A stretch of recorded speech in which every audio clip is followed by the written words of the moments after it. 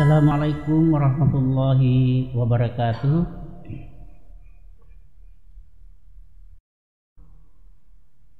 A'udzu billahi minasy syaithanir rajim.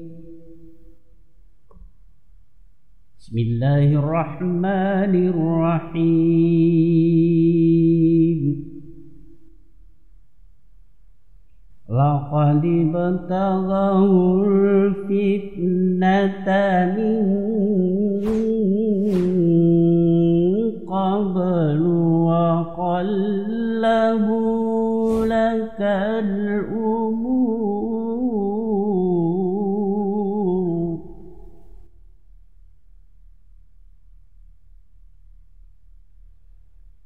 Laqad ibtaghawul fitnata min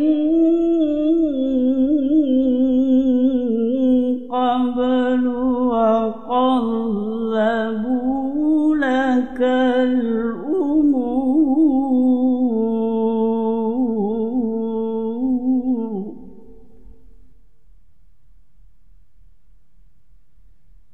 Hatta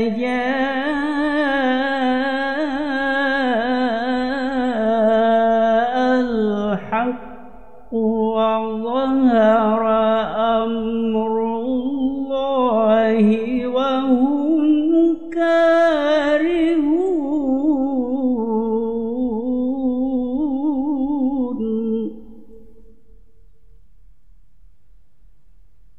حتى جاء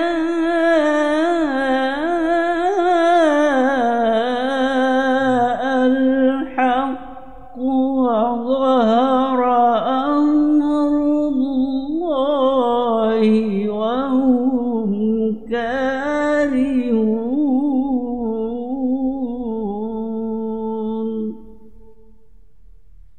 Sadaqallahul azim. Alhamdulillahi rabbil alamin. Para pemirsa dimanapun Anda berada, satu hal yang ingin saya sampaikan kembali bahwa apa yang saya ingin sampaikan dalam channel ini adalah merupakan kewajiban bagi saya untuk menjawab kesungguhan dari saudara-saudara kita yang betul-betul ingin belajar Islam. Sehingga saya mengharapkan kita semua dapat melibatkan diri, turut berbuat amal ilmiah dengan cara membagikan video ini kepada saudara-saudara kita seiman dan seakidah melalui link atau channel Hijaz Studio. Karena kita tahu bahwa yang menyebabkan terjadinya problem dalam satu jamaah itu lantaran kita tidak pernah atau jarang mengikuti kajian-kajian takhasus. Jadi pokok bahasan kita dalam materi ini yaitu menyangkut bagaimana hukumnya jika seorang imam dibenci oleh jamaahnya ya. Jadi sampai di sini kita bahas buku yang saya tulis ini ya, tentang hukum sholat berjamaah ya. Pemirsa, sebelum kita membahas, di sini ada kata membenci yang perlu saya luruskan. Saya katakan bahwa seorang muslim tidak mungkin membenci imam. Ini ungkapan tidak wajar diucapkan bagi anggota jamaah. Yang biasa terjadi yaitu tidak menyukai imam. Jadi ada semacam konotasi bahasa yang berbeda antara kata dibenci dan kata tidak menyukai. Ya. Yang pasti bahwa kita tidak menolak ayat Al-Quran mengatakan wahum karihun, artinya membenci.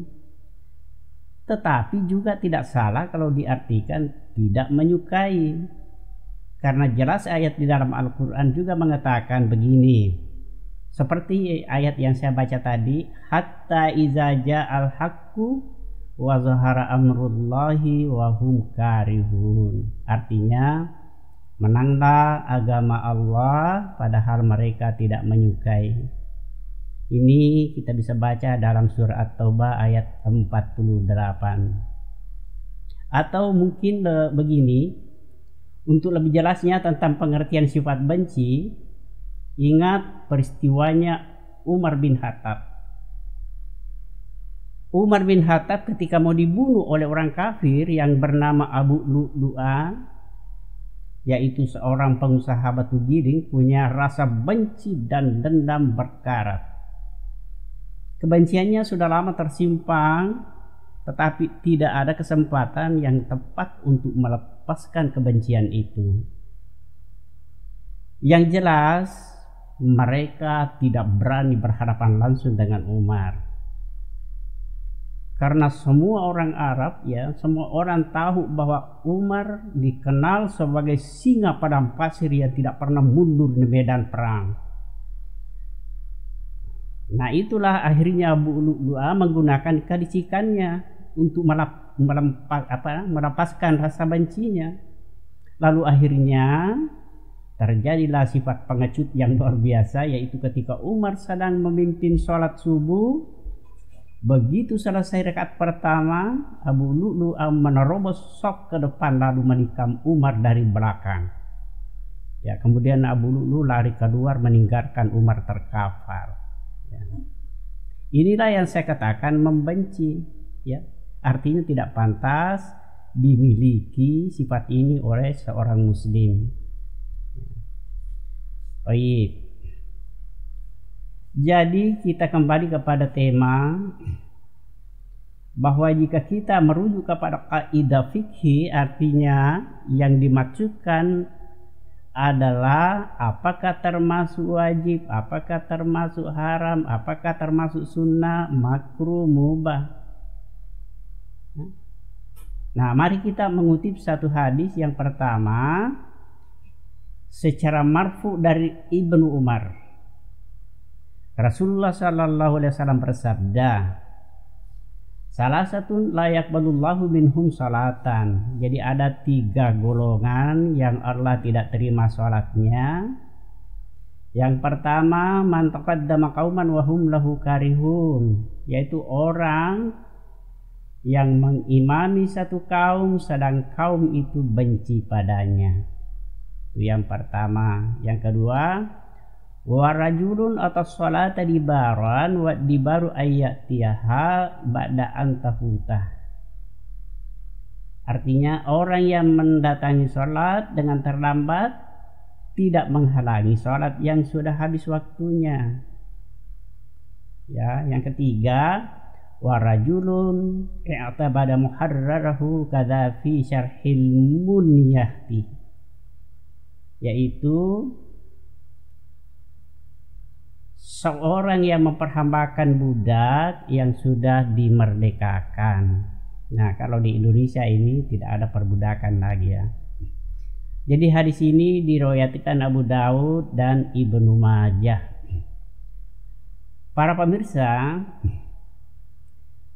khusus pengertian lafaz tentang tidak menghalangi sholat yang sudah habis waktunya ini perlu saya jelaskan. Artinya jangan terhalang untuk melakukan sholat meskipun waktunya telah terlewat, itu maksudnya. Karena Allah subhanahu wa ta'ala mengampunkan bagi hambanya yang apabila betul-betul ketiduran atau kelupaan. Tetapi caranya ikuti petunjuk Nabi. Bagaimana petunjuk Nabi? Nabi mengatakan, man nasiya sholata muta'ammidan falyusalliha iza zakaraha. Artinya, siapa yang lalai dari sholatnya karena kelupaan, sama hukumnya ketiduran, maka sholatlah jika kamu mengingatnya. Falyusalliha iza zakaraha. Nah, sedangkan adapun pengertian waktu sholat dengan terlambat ya dikatakan tadi, artinya tidak boleh selalu atau keseringan sholat di luar waktunya. Itu tidak boleh, karena sholat seperti itu sudah menyerupai sholatnya orang-orang munafik, ya. Artinya orang munafik itu betul-betul karena kemalasan, karena malas.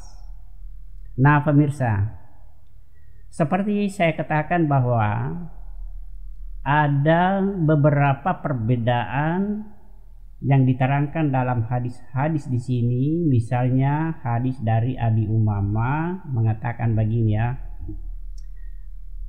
Ada 3 golongan yang tidak melampaui sholat mereka di telinganya.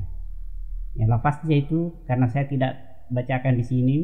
Lafaznya lam tujza sholatahu uzunaihi. Ya, tidak melampaui sholat mereka di telinganya. Ini adalah kata hinaya yang menunjukkan pengertian bahwa tidak diterima sholatnya. Nah, siapa mereka? Pertama dikatakan di sini hamba yang lari dari tuannya sampai ia kembali. Kemudian seorang istri yang pergi tidur padahal suaminya marah kepadanya. Ini juga kata hinaya.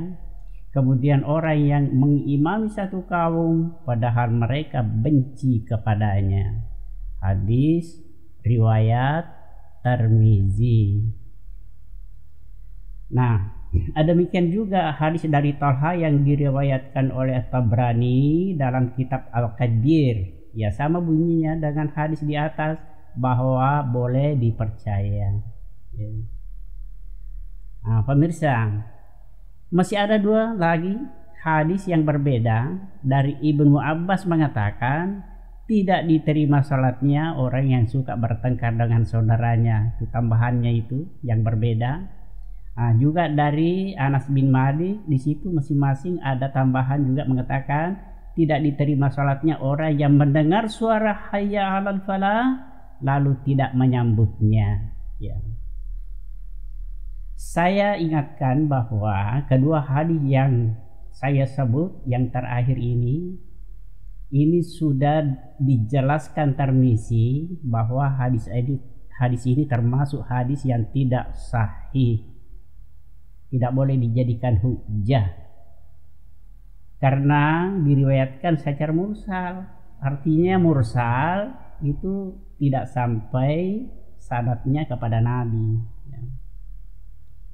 Nah, apalagi ada juga sanadnya bernama Muhammad bin Qasim al-As'adi. Dikatakan bahwa orang ini ada pembicaraan, bukan seorang hafiz, dan juga dilemahkan oleh Ahmad bin Hambal.